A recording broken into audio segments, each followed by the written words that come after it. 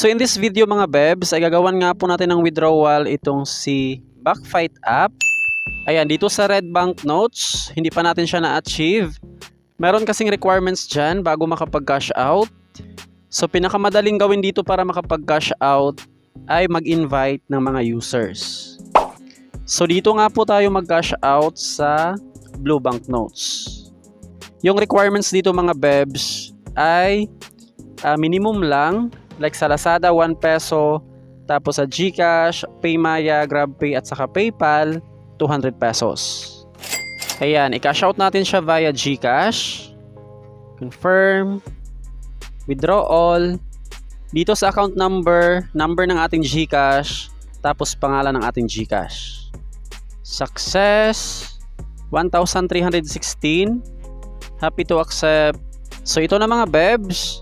Naka-pending na yung ating cash out. Bale, i-pop up mo na lang dito sa screen kapag pumasok na yan sa ating GCash. Ayan, up to 3 working days bago natin siya ma-receive. Pero usually sa mga apps nila mga bebs, isang araw lang or hindi nga po siya umabot ng isang araw, papasok na yan sa ating GCash account. So sa mga gustong itry itong app, yan yung pangalan mga bebs, Backfight. Tapos mag-login ka lang gamit ang Google account. And then para meron kang ma-receive na 55 pesos, i-click mo lang yung 55, itong profile na icon. Tapos mag-input ka lang dyan ng invitation ID.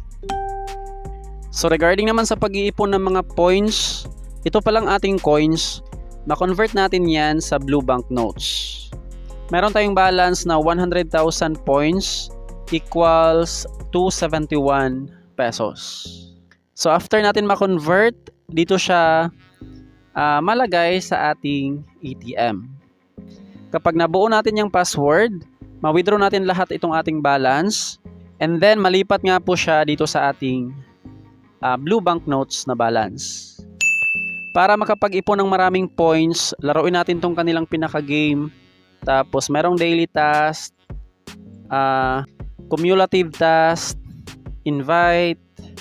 Tapos bago pala ma-convert natin yung ating mga coins, ay dapat level 20 at saka level 10. Ito yung kanilang mechanics. Combat skills required, level 20 at saka level 10. Alright, ganun lang.